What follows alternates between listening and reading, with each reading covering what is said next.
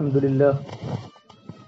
لله الذي رفع السماء بقدرته ودحى الأرض بمشيته واستوى على العرش بقوته ليس له بديل ولا عديل ولا شارك ولا مشارك ونشهد أن لا إله إلا الله وحده لا شريك له ونشهد أن سيدنا وسندنا وأولانا ومولانا محمدا عبده ورسوله صلی اللہ علیہ وعلى آلہ وأصحابہ وأتباعہ اما بعد فاعوذ باللہ من الشیطان الرجیم بسم اللہ الرحمن الرحیم اقرأ باسم ربک الذی خلق خلق الانسان من علق اقرأ وربک الاکرم الذی علم بالقلم علم الانسان ما لم يعلم وقال النبي صلى الله تبارك وتعالى عليه وسلم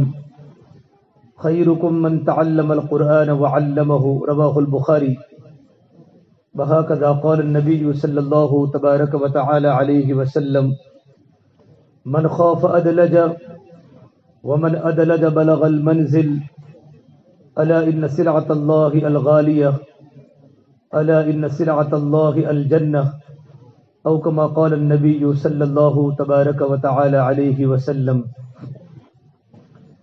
واجب الاحترام علماء کرام، مکرم و محترم سامعین، پردہ نشین میری محترم پیاری ماں بہنوں اور میرے عزیز نوجوانوں، آج کا دن سرزمین گڈھا کے لیے بڑی مسرت بڑی خوشی کا دن ہے۔ عید الفطر کا تیسرا دن ہے، بلکہ چوتھی رات شروع ہو چکی ہے شوال کی، اور پوری بستی ایک جگہ پر ہمارے مدرسے کا سالانہ جلسہ، بلکہ بڑی مدت کے بعد جلسہ ہوا ہے، اور سب ایک ہو کر ایک دل ہو کر بچوں کے پروگرام کو سننے کے لیے، بچوں کی حوصلہ افزائی کے لیے جمع ہوئے ہیں۔ اللہ تبارک و تعالی ہمارے جمع ہونے کو اپنی بارگاہ میں بے حد قبول فرماوے۔ مردوں کو تو خوشی کم ہے، خوشی تو ہر ایک کو ہے، لیکن مستورہ کو خوشی زیادہ ہوتی ہے، کیونکہ بچوں کے پیچھے زیادہ جو محنت لگتی ہے ہماری خواتین کی لگتی ہے۔ مرد اپنے بال بچوں کے پیٹ کے لیے، اپنے گھر والوں کے خرچ کے لیے پورا دن مزدوری میں، تجارت میں اپنا وقت کاٹتا ہے، اور مستورہ کا کام ہی ہے نسل کو تیار کرنا۔ مستورات کی ذمہ داری ہے نسل کو مضبوط بنانا، نسل کو تیار کرنا جو گھر میں ہے، اولاد کی دینی تربیت کرنا۔ آج ہمارے اس بستی کے چھوٹے چھوٹے پھولوں نے ہمارے سامنے معصوم انداز سے جو باتیں ہمارے سامنے پیش کی، ہم نے سنی، ہم محظوظ ہوئے الحمدللہ۔ اقوال زرری بادشاہ کا دربار جو میں جس وقت پہنچا اس وقت چل رہا تھا، اور چھوٹے چھوٹے بچوں نے ہمارے سامنے بڑے بڑے علماء اور بڑے بڑے بزرگوں کے اقوال اپنی چھوٹی زبان میں پیش کیے۔ ایک ایک سینٹنس اور ایک ایک جملہ اور ایک ایک لفظ ہماری زندگیوں کو بدلنے کے لیے کافی تھا۔ خدا کرے اللہ تبارک و تعالی ہمیں ان باتوں پر عملی توفیق دے۔ یہ چھوٹے بچے ہمارے مستقبل کے بڑے ستارے ہیں، مستقبل کے بڑے تابناک ستارے ہیں۔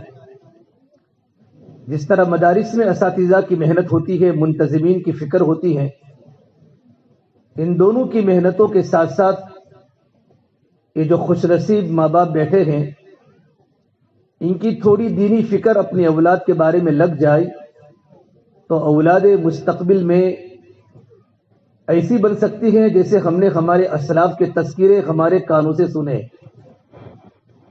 ہمارے جتنے بھی بڑے ہیں، جنید بغدادی رحمۃ اللہ علیہ ہو، مولانا گنگوہی ہو، مولانا تھانوی ہو، مولانا الیاس صاحب رحمۃ اللہ علیہ ہو، معین الدین چشتی اجمیری رحمۃ اللہ علیہ ہو، صابر کلیری ہو، نظام الدین اولیاء رحمۃ اللہ علیہ ہو، یہ سارے کے سارے ہمارے اسلاف ہیں، ہمارے بڑے ہیں، جن کا نام لیتے ہماری زبانیں میٹھی ہو جاتی ہیں۔ ان کی قربانیاں، ان کے مجاہدے، ان کا علم یہ بڑا پائے کا تھا کہ ان کے پیچھے ان کے ماں باپ کی بڑی فکر تھی۔ یہ جلسہ صرف پیسہ خرچ کرنے کے لیے نہیں ہوتا، بلکہ جلسے کا مقصد زندگیوں کو بدلنے کا ہوتا ہے کہ ہمارے سامنے مدارس کی تعلیم آوے کہ مدارس اسلامیہ اور مکاتب قرآنیہ یہ اللہ تبارک و تعالیٰ کی کتنی بڑی بڑی نعمتیں ہیں۔ ان علاقوں میں جا کر دیکھیں جن علاقے ریگستان کے علاقے ہیں، جہاں علم ہی نہیں، علماء ہی نہیں، پتھر توڑنے والوں کے بچے بھوکے اور پیاسے، کھانے پینے سے نہیں ہیں، علم سے پیاسے ہیں، ان کو علم پڑھانے والا نہیں، ان کے گھروں میں قرآن کی تلاوت نہیں، وہاں جا کر مکاتب کی کیا قدر ہے ان کو جا کر پوچھیں۔ الحمد ہماری برادری میں تو کیونکہ بہت بڑی اس کے پہلے محنت ہو چکی ہمارے اسلاف کی، ہمارے بزرگوں کی، یہ ماشاءاللہ پورا مجمع ایک سنت لباس میں نظر آ رہا ہے، اہل علم ہیں، مفتیان کرام ہیں، حفاظ کرام ہیں، ہمارے چھوٹے چھوٹے بچوں کے سروں پر ٹوپیاں ہیں، ہماری بچیاں نقاب میں ہیں، حجاب میں ہیں، یہ ساری کی ساری یہ مکاتب کی تعلیم کی بنیاد ہے۔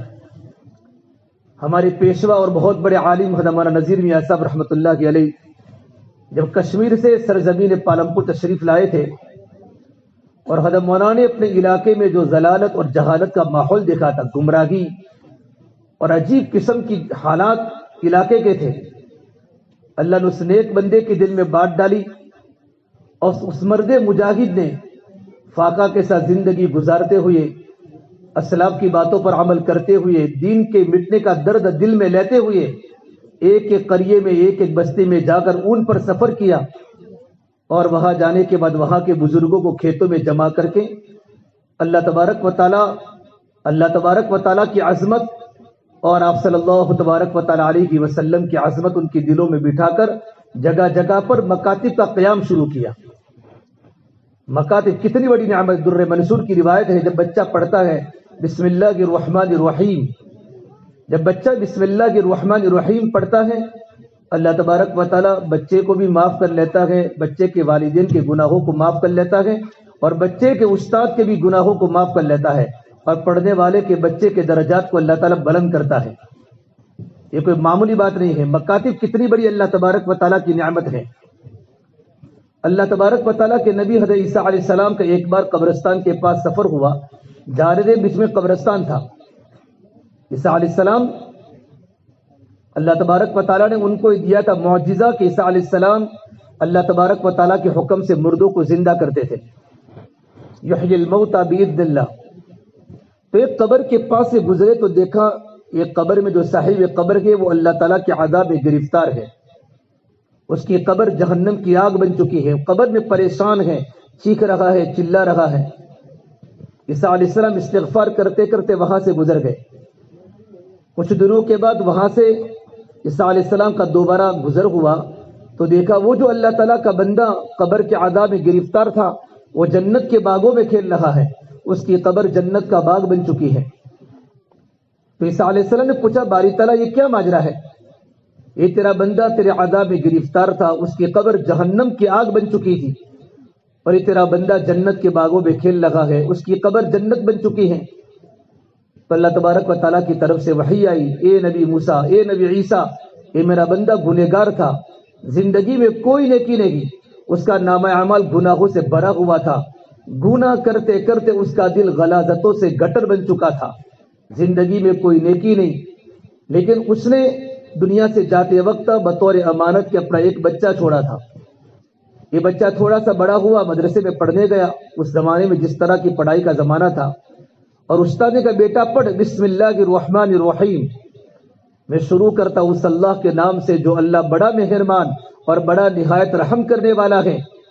جب اس بچے نے بسم اللہ الرحمن الرحیم پڑھا، اس میں اللہ تبارک و تعالیٰ کی 3 نام ہے، ایک اللہ تبارک و تعالیٰ کا ذاتی نام ہے، 2 اللہ تبارک و تعالیٰ کے صفاتی نام ہے الرحمن الرحیم، کہ میرا بندہ گنہگار تھا، میرا گنہگار بندے کا بچہ مجھے صفت رحمان سے پکارے، مجھے صفت رحیم سے پکارے، میری غیرت کیسے گوارا کرتی ہے کہ اس کا بیٹا تو مجھے رحمان و رحیم سے پکارتا ہو اور میں اس کے باپ کو جہنم کے عذاب میں گرفتار کروں۔ میری رحمت جوش میں آئی اور اس کے قبر سے میں نے عذاب کو ہٹا کر اس کی قبر کو جنت کا باغیچہ بنا دیا۔ یہ ہے مکاتب کی تعلیم، اس نعمت کی ہم قدر کریں۔ نعمت کی قدر کرنے کا مطلب یہ نہیں ہوتا کہ بس صرف مکاتب کو محبت کی نگاہ سے دیکھنا، یہ تو بہت بڑی چیز ہے محبت کی نگاہ سے دیکھنا، لیکن مکاتب کے لیے اپنی جان کی قربانی دینا، مال کی قربانی دینا، اساتذہ کی حوصلہ افزائی کرنا، بچوں کے پیچھے فکر کرنا، قربانی دینا، اس کے لائن کی جتنی ہی ضرورتیں ساری کی ساری ضرورتیں پورا کرنا، یہ مکاتب کا حقیقی شکر ہے۔ زبانی شکر بھی ہو کہ اللہ کا بڑا کرم ہے کہ اللہ تعالیٰ نے ہماری بستی میں ایک منظم شکل میں ہمارا مکتب کا نظام جاری ہے، ہمارے بچوں کا وقت کا ایک نظام ہے، پڑھانے کے لیے ہمارے ہاں محنتی علماء کرام مدرسین حضرات ہیں جو بچوں کے پیچھے مشفق ہیں، ہمدرد ہیں، بچوں کے پیچھے غمخواری کرنے والے ہیں، بچوں کے لیے راتوں کو رونے والے ہیں، اور ایک ایک بچے پر اپنا بیٹا سمجھ کر محنت کرتے ہیں۔ یہ تو زبان کا شکر ہے، یہ حقیقی شکر ہے کہ مکاتب کے لائن کی جتنی بھی ضرورتیں ہیں ان ساری ضرورتوں کے پیچھے اپنے آپ کو لگانا۔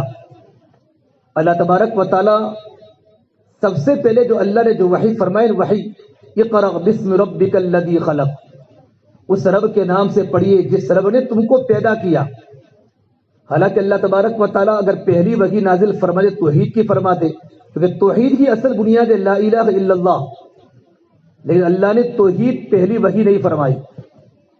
اگر وحی ہوتی پہلی تو رسالت کی ہوتی، محمد الرسول اللہ، کہ اس کے بغیر تو ایمان مکمل نہیں ہوتا، یا پہلی وحی ہوتی قیامت کے دن کے بارے میں کہ اللہ تبارک و تعالیٰ قیامت کے دن کا مالک ہے، اور قیامت کا دن ہر انسان کو اپنی زندگی کا حساب دینا ہے۔ من عمل صالحا فلنفسہ ومن اساء فعلیہا، کہ جو بھی نیکی کرے گا یہ نیکی کا فائدہ اسی کی ذات کو ہونے والا ہے، اور جو بھی گناہ کرے گا یا کرے گی اس کا انجام اسی کو بھگتنا ہے۔ وما ربک بظلام للعبید، آپ کا رب اپنے بندوں پر اپنی بندیوں پر کبھی ظلم نہیں کرتا۔ اگر اللہ تبارک و تعالیٰ چاہتے تو قیامت کا دن بڑا انسانوں کے نتیجے کا دن ہے، اللہ وہاں سے وحی کی ابتدا کرتے، لیکن میرے اللہ نے وحی کی ابتدا اقرا سے کی۔ میرا بندہ پڑھ اس رب کے نام سے جس رب نے تجھ کو پیدا کیا۔ اہل علم نے لکھا ہے کہ اللہ تبارک و تعالیٰ بندے کو پڑھنا دیکھنا چاہتے کہ میرا بندہ پڑھتا رہے، میرا بندہ پڑھتا رہے۔ اللہ تعالیٰ کے کلام کو پڑھنا ہے، قرآن کریم کو پڑھنا ہے، اور قرآن کریم کو صحیح تجوید سے پڑھنا یہ مدرسے میں سکھایا جاتا ہے۔ حدیث پاک میں بہت سے قرآن کریم کے پڑھنے والے قرآن کریم پڑھتے پڑھتے قرآن کریم ان پر لعنت کرتا ہے، وہ بندہ قرآن کریم پڑھتے پڑھتے اللہ کی رحمت سے دور ہو جاتا ہے، اللہ کے نبی کی شفاعت سے محروم ہو جاتا ہے۔ رب قارئ والقرآن یلعنہ، کہ بہت سے انسان قرآن کریم کے پڑھنے کے باوجود ان پر اللہ کی فٹکار ہوتی ہے کہ قرآن کریم کو صحیح تجوید سے نہیں پڑھتے، قرآن کریم کو جیسا پڑھنا ہے قرآن کریم کا حق ادا نہیں کرتے۔ یہ اللہ کا بڑا کرم اور احسان ہے، یہ ہماری بستیوں میں ہمارے شہروں میں یہ مکاتب کی منظم شکل قائم ہے، جس میں پڑھانے والے علماء مستقل محنت کر کے مدرسے میں پڑھے ہیں، اور اسی انداز سے قرآن کریم بچوں کو پڑھاتے جو قرآن کریم کا حق ہے کہ ہمارے بچے صحیح تجوید سے قرآن کریم پڑھتے ہیں۔ قلبن کے معنی ہوتا ہے ڈوگ، کتا، چھوٹے کاف سے، اور قلبن کے معنی ہوتا ہے دل، ہارٹ۔ قرآن کریم کی آیت ہے ما کان لرجل من قلبین فی جوفی، میرے اللہ نے کسی انسان کی باڈی میں دو دل نہیں بنائے۔ اگر کوئی انسان قوف کی جگہ پر کاف پڑھے، دونوں کا انگلش میں کیا آئے گا، لیکن عربی ایک عجیب اعجازی زبان ہے۔ کوئی انسان پڑھے ما کان لرجل من قلبین فی جوفی، اللہ نے کسی انسان کے اللہ نے باڈی میں دو کتے نہیں بنائے۔ قرآن کریم کی تلاوت کر رہا ہے نماز کے اندر بھی اور نماز کے باہر بھی، لیکن الفاظ کا معنی بدل گیا، تو الفاظ کے معنی بدلنے کی وجہ سے وہ اللہ تبارک و تعالیٰ کی لعنت کا مستحق ہو گیا۔ قرآن کریم کو پڑھنا ہے، صحیح تجوید سے پڑھنا ہے، اور قرآن کریم کو اچھے انداز سے پڑھنا ہے۔ وَلَقَدْ آتَيْنَا دَاوُودَ مِنَّا فَضْلًا، ہم نے داؤد علیہ السلام کو ہم نے فضل دیا۔ فضل کی تفسیر علماء نے اچھی آواز سے خوش الحالی کے ساتھ قرآن کریم کو پڑھنا، اللہ تبارک و تعالیٰ بندے کی خوش الحالی کے ساتھ قرآن کریم کو پڑھنا اللہ تبارک و تعالیٰ کو پسند ہے۔ داؤد علیہ السلام اتنا اچھا قرآن کریم پڑھتے تھے، جس طرح ہمارے مکاتب کی شکل قائم ہے قرآن کریم کی۔ جنت کے اندر بھی اللہ تبارک و تعالیٰ اپنے بندوں کو قرآن کریم سنائے گا۔ سب سے پہلے اللہ تعالیٰ اپنے بندوں کو پوچھے گا، جنت میں 120 صفحے لگے گی، 80 صفحے امت محمدیہ کی لگے گی، 80 صفحے امت محمدیہ کی لگے گی، اور 40 صفحے تمام نبیوں کی امتوں کی مل کر 40 صفحے ہوگی، کل 120 صفحے ہوگی۔ اللہ تبارک و تعالیٰ اپنے بندوں سے راضی ہو جائے گا اور جنت والوں سے پوچھے گا کیا تمہیں قرآن کریم سننا ہے؟ آج ہمیں قرآن کریم نہ سننے کا شوق ہے نہ قرآن کریم کے پڑھنے کا شوق ہے۔ قرآن کریم تو اللہ تبارک و تعالیٰ کا کلام ہے۔ اقرمہ رضی اللہ تعالیٰ عنہ اتنے بڑے صحابی، ابو جہل کے بیٹے جو بعد میں اسلام قبول کیا، جب قرآن کریم کو پڑھتے تھے فرماتے تھے ھذا کلام ربی، ھذا کلام ربی، یہ تو میرے پروردگار کا کلام ہے۔ اور قرآن کریم پڑھتے پڑھتے کبھی بے ہوش ہو جاتے تھے اور ان کی آنکھوں سے آنسو نکل جاتے تھے۔ تو قرآن کریم تو اچھی طرح پڑھنے کی چیز ہے۔ تو اللہ تعالیٰ جنت کی حوروں کو فرمائے گا کہ جنت کی حوروں میرے بند کر دو، کہ جنت کی حوروں میرے بندوں کو میرا کلام سناؤ۔ جنت کی حوریں جنت میں اللہ کا نغمہ گائے گی، اللہ تعالیٰ کا قرآن پڑھے گی۔ تمام کے تمام بندے جنت میں جانے کے بعد جنت کی حوروں سے قرآن کا نغمہ سنیں گے۔ جب قرآن کریم کو اتنا اچھا پڑھے گی کہ تمام کے تمام جنتی جنت کو بھی بھول جائیں گے اور جنت کی نعمتوں کو بھی بھول جائیں گے۔ پھر میرا اللہ پوچھے گا میرے بندوں کیا اس سے بھی اچھا سننا ہے؟ تو بندے کے اللہ اس سے بھی اچھا ہو سکتا ہے کہ ہاں اس سے بھی اچھا ہو سکتا ہے۔ پھر اللہ تبارک و تعالیٰ داؤد علیہ السلام کو فرمائے گا یا داؤد ارفع المنبر و اسمع الکلام، اے داؤد ممبر پر آؤ اور میرے بندوں کو میرا کلام سناؤ۔ داؤد علیہ السلام اللہ تبارک و تعالیٰ کے بڑے پیغمبر ہے۔ اللہ نے زبور ان پر اللہ نے نازل فرمائی تھی۔ جب وہ زبور کی تلاوت کیا کرتے تھے، زبور کی تلاوت اتنے اچھے انداز کے ساتھ، خوش الحانی کے ساتھ کہ زبور کی تلاوت کے وقت ہوائیں رک جاتی تھی، سمندر کا پانی تھم جاتا تھا، والطیر محشورہ، اڑتے ہوئے پرندے ان کے ارد گرد جمع ہو جاتے تھے۔ میرا اللہ جنت میں داؤد علیہ السلام کی آواز کو اور عالیشان کر دے گا، ان کی آواز اللہ اور خوبصورتی عطا فرمائے گا۔ پھر میرا اللہ کہے گا یا اللہ پاک پوچھے گا میرے بندوں کا اس سے بھی اچھا سننا ہے؟ کہ اللہ اس سے بھی اچھا ہو سکتا ہے؟ کیا اس سے بھی اچھا ہو سکتا ہے؟ پھر اللہ تبارک و تعالی ہمارے خون سے بہارے اور پیارے پیغمبر محمد عربی صلی اللہ تبارک و تعالی علیہ وسلم کو فرمائے گا اے حبیب مصطفیٰ ارفع المنبر و اسمع الکلام، اے میرے پیارے پیغمبر ممبر پر آئے اور میرے بندوں کو میرا کلام سنائے۔ اس وقت بھائیو کیا منظر ہوگا، کیا اللہ کے نبی صلی اللہ تبارک و تعالی علیہ وسلم کی دیدار کا موقع ملے گا۔ جو نبی سمت کے لیے تڑپ تڑپ کے دنیا سے گیا ہو اور رو رو کے دنیا سے گئے ہو، میرے آقا صلی اللہ تبارک و تعالی علیہ وسلم اپنے امت کے سامنے آئیں گے اور تمام کے تمام امتی جو جنت میں جانے والے ہوں گے وہ اللہ تبارک و تعالی کے نبی صلی اللہ تبارک و تعالی علیہ وسلم کا دیدار کریں گے۔ اللہ کے نبی کی زیارت کر کے، اللہ کے نبی کو دیدار کر کے ہر امتی کو خوشی ہوگی۔ چلو دنیا میں دیدار کرنے کا موقع نہ ملا، لیکن انشاءاللہ جنت میں اللہ تبارک و تعالیٰ کے نبی کا ہمیں جنت میں دیدار ہوگا۔ اللہ کے نبی صلی اللہ تبارک و تعالیٰ علیہ وسلم بھی قرآن سنتے تھے۔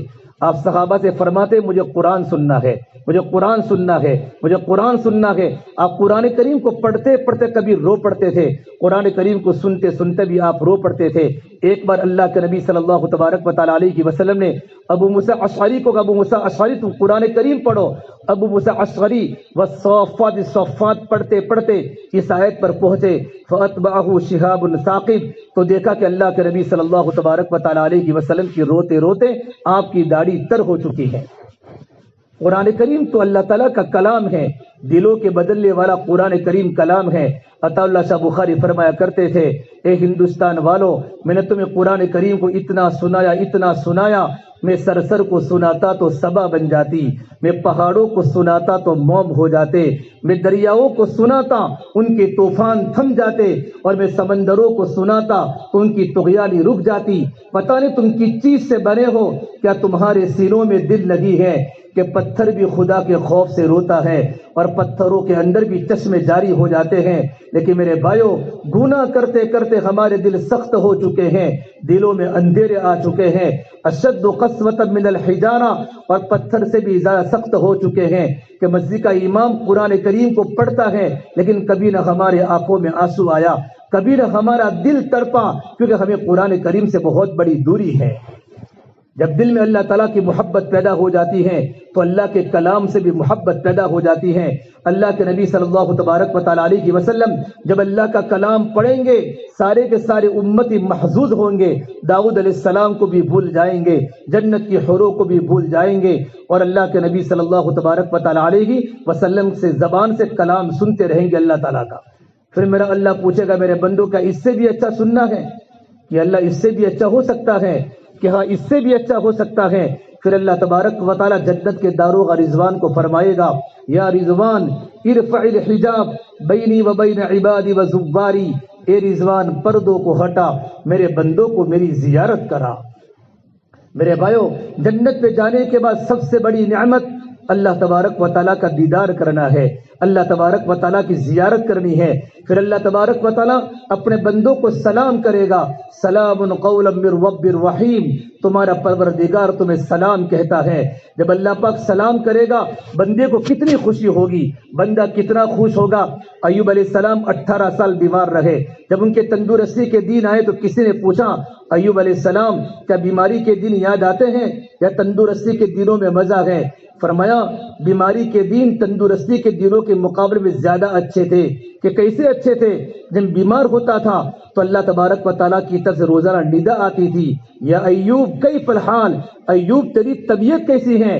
جب اللہ تبارک و تعالیٰ کا کلام جب میرے کانوں میں پڑتا تھا اور اللہ تبارک و تعالیٰ کی طرف سے خیریت کی بات جب میرے کان میں پڑتی تھی، میں اپنی ساری بیماری کو بھول جاتا تھا اور میرا دل اللہ کے نور سے منور ہو جاتا تھا۔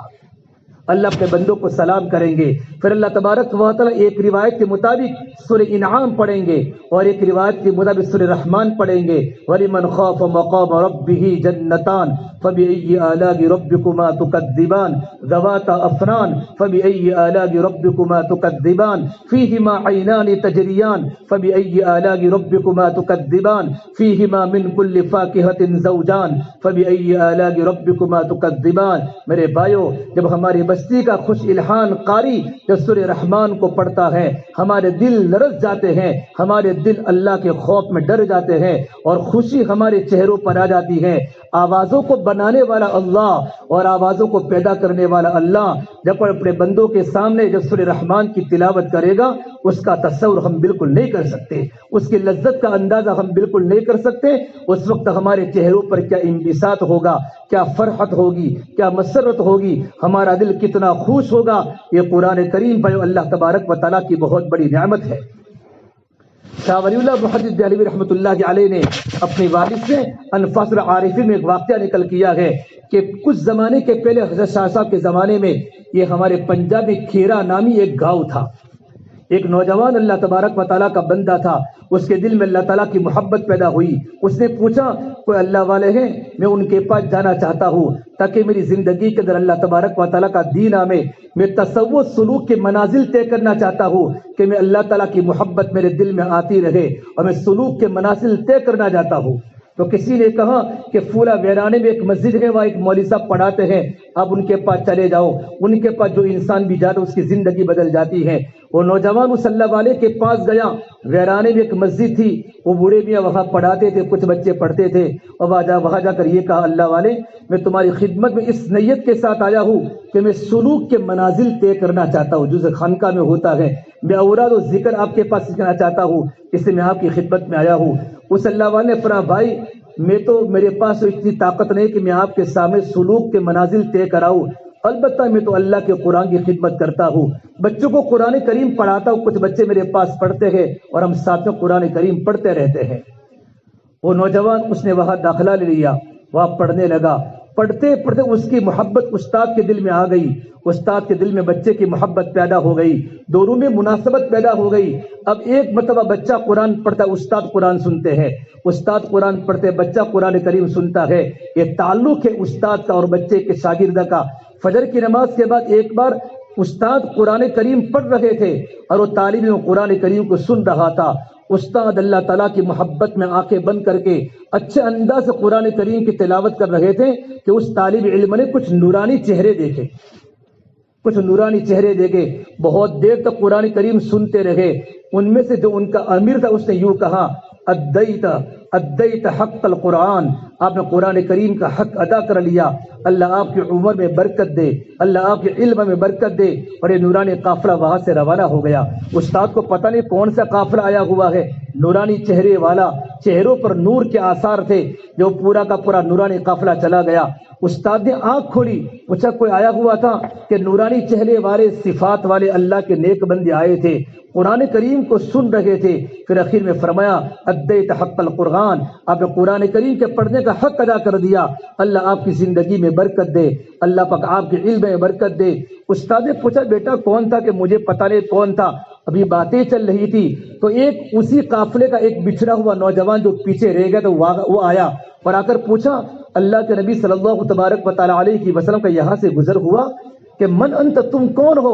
کہ انا علی المرتضی، کہ میں علی مرتضی ہوں۔ کہ کل بھی اللہ کے نبی صلی اللہ تبارک و تعالی علیہ وسلم نے تمام صحابہ کو جمع کر کے فرمایا تھا کہ ایک مدرسے میں استاد اچھا قرآن پڑھتے ہیں، بچہ اللہ کے عشق میں قرآن کریم پڑھتا ہے، کل ہم سب کے سب مل کر استاد کا قرآن سننے جائیں گے، طالب علم کا قرآن سننے جائیں گے۔ تو میں تھوڑا لیٹ ہو گیا ہوں اور اللہ کے نبی صلی اللہ تبارک و تعالی علیہ وسلم وہاں سے گزر گئے۔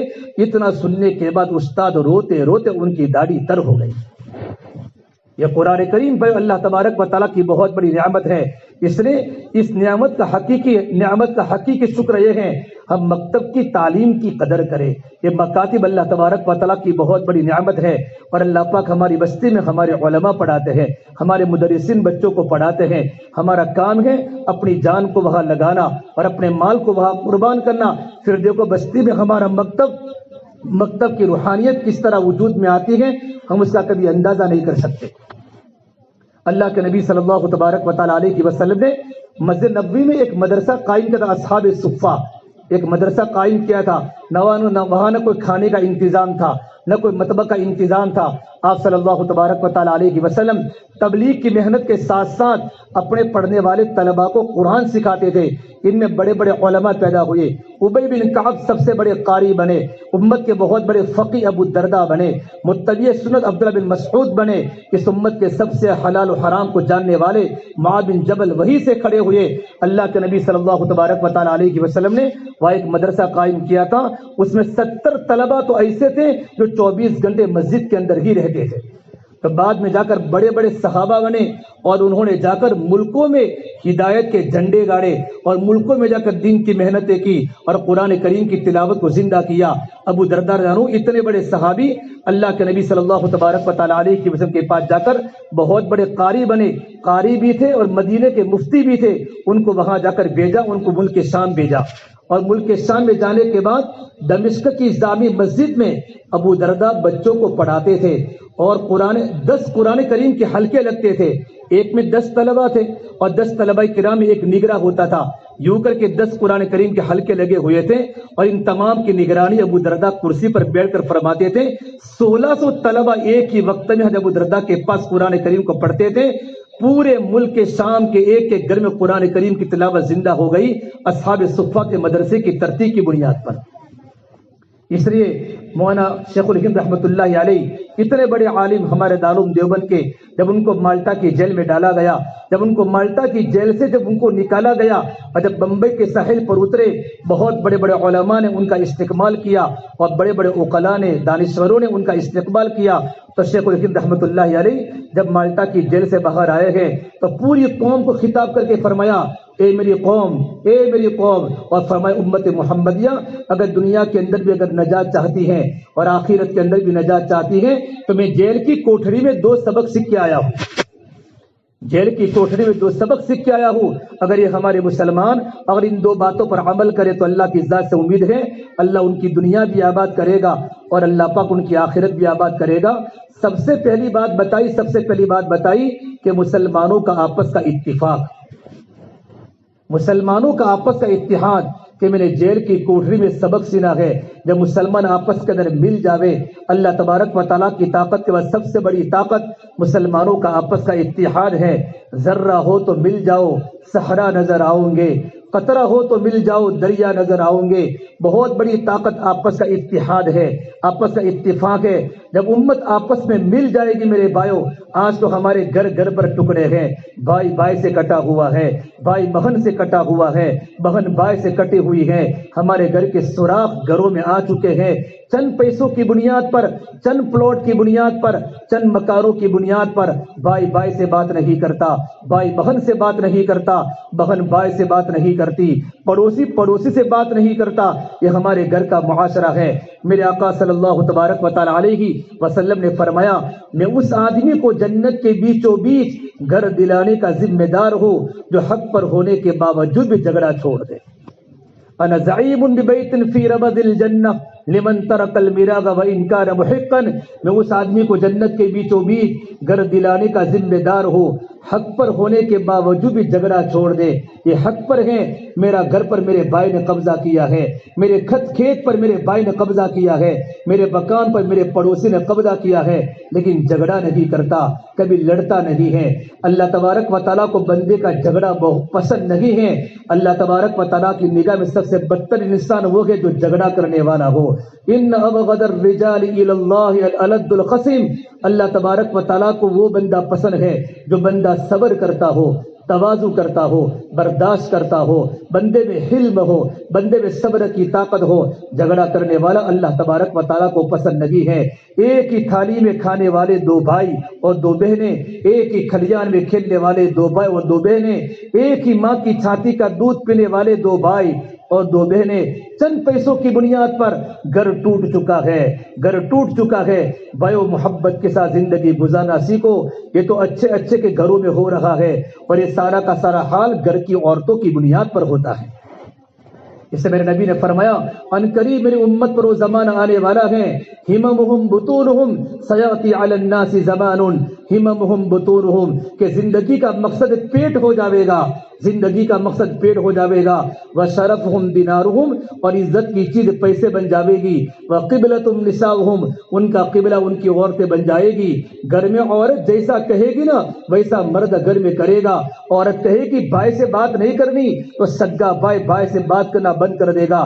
عورت کہے گی پڑوسن سے بات نہیں کرنی پڑوسی سے تو پڑوسی پڑوسی سے کٹے گا۔ یہ گھر کے سارے جھگڑے گھر کی عورتوں کی بنیاد پر ہوتے ہیں۔ ہماری مستورات آپ کی ذمہ داری بنتی ہیں، آپ کے دل کو کشادہ رکھے، آپ کے دل کو کشادہ رکھے اور صبر کا مادہ پیدا کرے۔ رشتہ داری تو بہت بڑی نعمت ہے۔ واتقوا اللہ الذی تساءلون بہ والارحام، اس اللہ سے ڈرو، اس اللہ سے ڈرو۔ اللہ تبارک و تعالیٰ کل قیامت کے میدان میں رحم کے بارے میں سوال کرے گا، اور رحم تو صفت رحمان سے نکلی ہے۔ جو رشتہ داری کو توڑے گا اللہ اس کو توڑے گا، اور جو رشتہ داری کو جوڑے گا اللہ تبارک و تعالیٰ اس کو جوڑے گا۔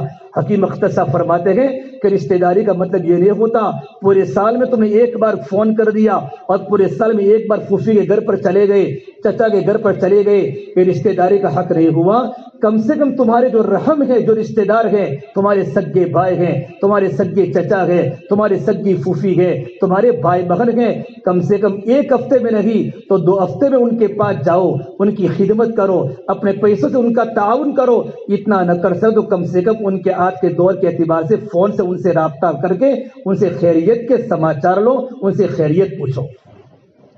اب صرف شادی کے موقع پر یاد کرتے ہیں یا موت کے موقع پر یاد کرتے ہیں۔ میرے بھائیوں، رشتہ داری کو نبھانا بہت ضروری ہے۔ اور میرے نبی نے فرمایا، جو انسان یہ چاہتا ہو اللہ پاک میری عمر میں برکت دے، اللہ میرے رزق میں برکت دے، اس کے لیے ضروری ہے فلیصل رحمہ، وہ رشتہ داروں سے اچھا برتاؤ کرے، وہ صلہ رحمی کرے، بھائیو برداشت کرنے کی طاقت رکھے۔ اللہ کو برداشت کرنے کی طاقت اللہ تعالیٰ کو بہت پسند ہے۔ اللہ کے نبی صلی اللہ تبارک و تعالیٰ علیہ وسلم بہت صبر کرنے والے تھے، اللہ کے نبی چپ رہنے والے تھے، رشتہ داروں کو اللہ کے نبی جوڑنے والے تھے۔ میرے آقا صلی اللہ تبارک و تعالیٰ علیہ وسلم پر جب کلام اللہ کی آیت نازل ہوئی، یا ایھا المزمل قم اللیل الا قلیلا نصفہ او انقص منہ قلیلا او زد علیہ ورتل القرآن ترتیلا، جب کلام پاک کی آیت نازل ہوئی آپ صلی اللہ تبارک و تعالیٰ علیہ وسلم پوری رات نفلیں پڑھتے تھے، آپ بھی پڑھتے تھے، آپ کے صحابہ بھی پڑھتے تھے۔ دیکھو، عبادات میں کثرت عبادت مطلوب نہیں ہے، عبادت میں اعتدال مطلوب ہے۔ جب میرے نبی نے عبادت میں زور لگایا اور پوری رات نفلیں پڑھتے رہے تو اللہ نے میرے نبی پر بریک لگائی اور اس آیت کو نازل فرمایا، توہا ما انزلنا علیک القرآن لتشقى الا تذکرۃ لمن یخشی. بعض روایات کے مطابق توہا محمد عربی صلی اللہ تبارک و تعالی علیہ وسلم کا نام ہے. اے نبی جی، ہم نے آپ پر قرآن کریم کو اس لیے نازل نہیں کیا کہ آپ مشقت میں پڑ جاوے، لمبے لمبے رکوع کر کے پوری رات نماز پڑھ کے. نبی تیری بیوی کا بھی حق ہے، تیری نیند کا بھی حق ہے، تیرے جان کا بھی حق ہے. جب میرے آقا صلی اللہ تبارک و تعالی علیہ وسلم نے جب تبلیغ میں زور لگایا اور اتنا زور لگایا کہ نبی کے جان کی فکر ہونے لگی، تو اللہ نے میرے نبی پر بریک لگائی. نبی تبلیغ تو کر، اتنی نہ کر لعلک باخع نفسک الا یکونوا مؤمنین. اے محمد صلی اللہ تبارک و تعالی علیہ وسلم، کہیں دشمنوں کے اور مشرکین کے ایمان کے قبول نہ کرنے کی وجہ سے کہیں تو اپنی جان کو ہلاکت میں نہ ڈال دے. اور وَلَقَدْ نَعْلَمُ أَنَّكَ يَضِيقُ صَدْرُكَ بِمَا يَقُولُونَ. نبی ہم جانتے ہیں تیرا سینہ تنگ ہو رہا ہے ان مشرکین مکہ کے گالیوں کی وجہ سے. نبی ہم سب کچھ جانتے ہیں. فلا تذهب نفسك عليهم حسرات. اے نبی تیرے آنسو ہمیں دیکھے نہیں جاتے، نبی تیرا تڑپنا ہمیں دیکھا نہیں جاتا. کہیں تو پچھتا کر اپنی جان کو ہلاکت میں نہ ڈال دے. اللہ کے نبی صلی اللہ تبارک و تعالی علیہ وسلم 24 گھنٹے اپنی امت کے پیچھے فکر کرتے تھے. حضرت منیب ازدی فرماتے رضی اللہ تعالی عنہ، میں نے زمانے جاہلیت میں اللہ کے نبی کو دیکھا. میرے آقا صلی اللہ تبارک و تعالی علیہ وسلم فجر کی نماز کے بعد ملاقاتوں میں نکلے. اب اللہ کے بندوں کو اللہ سے جوڑنے جا رہے ہیں، اللہ کے بندوں کو دین کی دعوت دینے جا رہے ہیں. ایک انسان آیا اور اللہ کے نبی کے چہرے پر تھوکا. فَمِنْهُمْ مَنْ تَفَلَ فِي وَجْهِهِ. میرے نبی کے چہرے پر تھوکا. قرآن کریم میں میرے نبی کے چہرے کی قسم کھائی ہے. وَالضُّحَىٰ، نبی تیرے روشن چہرے کی قسم. وَاللَّيْلِ إِذَا سَجَا، تیری سیاہ زلفوں کی قسم. مَا وَدَّعَكَ رَبُّكَ وَمَا قَلَىٰ، تیرا رب تجھے کیسے چھوڑ سکتا ہے. وَلَلْآخِرَةُ خَيْرٌ لَكَ مِنَ الْأُولَىٰ، نبی جی آخرت دنیا سے بہتر ہے. وَلَسَوْفَ يُعْطِيكَ رَبُّكَ فَتَرْضَىٰ، اے میرے محبوب، رب العالمین تیری قربانیوں کی بنیاد پر، تیری عبادات کی بنیاد پر اللہ تجھے اتنا دینے والا ہے کہ نبی جی آپ راضی ہو جائیں گے. میرے آقا صلی اللہ تبارک و تعالی علیہ وسلم کے چہرے پر لوگ تھوکے ہیں. تھوڑے سے آگے گئے، ایک انسان نے میرے نبی کے چہرے پر مٹی ڈالی. وَمِنْهُمْ مَنْ حَصَىٰ عَلَيْهِ التُّرَابَ، آپ تھوڑے سے آگے گئے، لوگوں نے میرے سرکار کو گالیاں بولی. وَمِنْهُمْ مَنْ سَبَّهُ حَتَّىٰ انْتَصَفَ النَّهَارُ، یہاں تک کہ سورج سر پر آ چکا. اللہ کے نبی صلی اللہ تبارک و تعالی علیہ وسلم کو اپنی امت کی فکر ہے، اپنی امت کی فکر ہے. کسی نے اللہ کے نبی کی بات کو نہ سنا. آپ کے چہرے پر تھوک بھی ہے اور آپ کے چہرے پر غبار بھی ہے. گالیاں سن سن کے آپ کا دل ٹوٹ چکا ہے. اسی وقت آپ گھر پر پہنچے ہیں. آپ کی بیٹی زینب نے میرے نبی کے چہرے کو دیکھا اور پیالے میں پانی کو لے کر آئی. فَأَقْبَلَتْ جَارِيَةٌ بِعُصٍّ مِّن مَّاءٍ، پیالے میں پانی کو لے کر آئی اور اپنے سرکار کے اور اپنے ابو کے چہرے کو دھونے لگی. آنکھوں میں ٹپ ٹپ آنسو گرنے لگے. اپنی بیٹی کو روتا دیکھ کر سرکار مدینہ صلی اللہ علیہ وسلم کا پیمانہ چھلک اٹھا. آپ بھی رونے لگے اور کہا میری بیٹی زینب تو مت رو، اللہ پاک تیرے ابا کی آسمانوں پر حفاظت کر رہا ہے. اتنی بڑی قربانی تبلیغ میں دی ہے تو میرے اللہ نے میرے نبی کو فرمایا نبی تبلیغ تو کر، اتنی نہ کر اپنی جان ہلاکت میں تو نہ ڈال دے. لیکن جب میرے آقا صلی اللہ تبارک و تعالی علیہ وسلم جب اخلاق کی باری آئی، صبر کی باری آئی، برداشت کرنے کی باری آئی، تو اللہ نے پہلے میرے نبی کے قرآن کریم میں اخلاق کی قسم کھائی. نون والقلم وما يسطرون ما انت بنعمت ربك بمجنون وان لك لاجرا غير ممنون وانك لعلى خلق عظيم. اس نون کی قسم، اس قلم کی قسم جو قلم لکھتا ہے. میرا نبی مجنون نہیں ہے، نبی تیرے اخلاق عظیمہ کی قسم، نبی تیرے اخلاق عظیمہ کی قسم.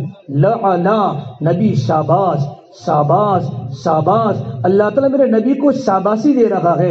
نبی تیرے صبر کے کیا کہنے، تیرے برداشت کرنے کے کیا کہنے.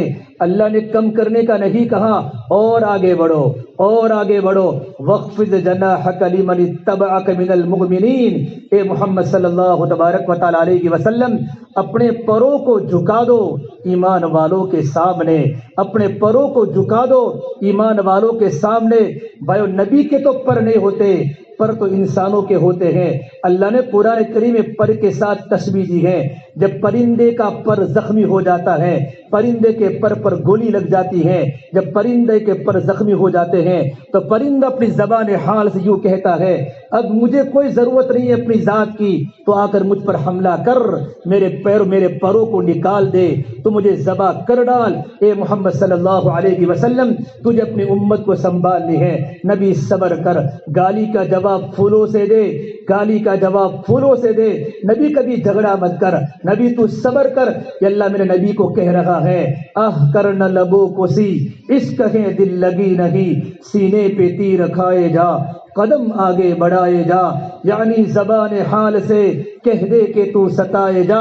اے محمد صلی اللہ تبارک و تعالی علیہ وسلم امت کو سنبھالنے کے لیے صبر کرنا پڑے گا، گھر کو سنبھالنے کے لیے صبر کرنا پڑے گا۔